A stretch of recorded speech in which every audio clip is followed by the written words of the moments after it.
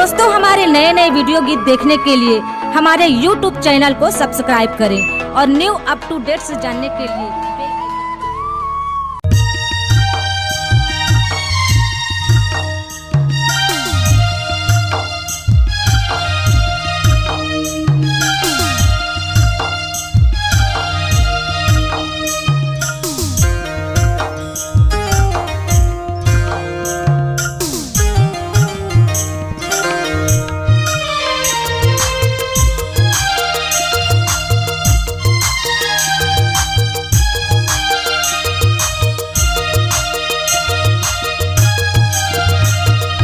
तोरे मोरे माया की बोली वो, तोरे मोरे माया की बोली ना, तोरे मोरे माया की बोली वो, तोरे मोरे माया की बोली ना। बोले कोयलिया मुआ डारी माँ, बोले कोयलिया मुआ डारी माँ।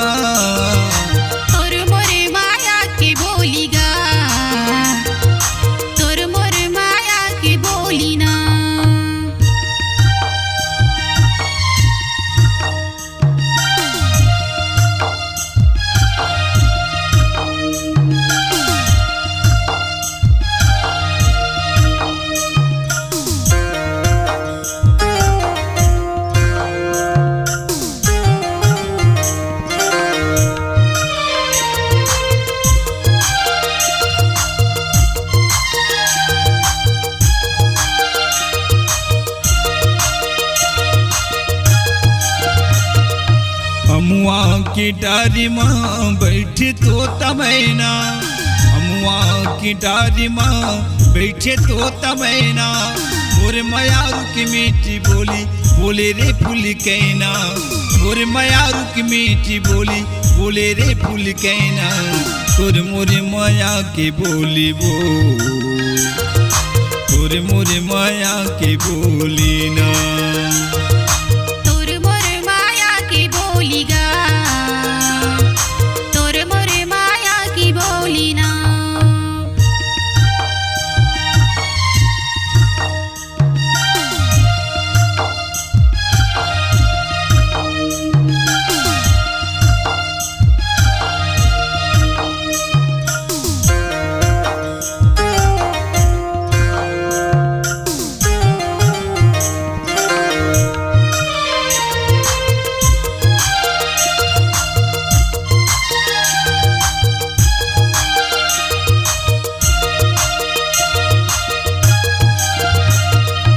मनियारी गोटी दबाए दोनों चोंच माँ, मनियारी गोटी दबाए दोनों चोंच माँ।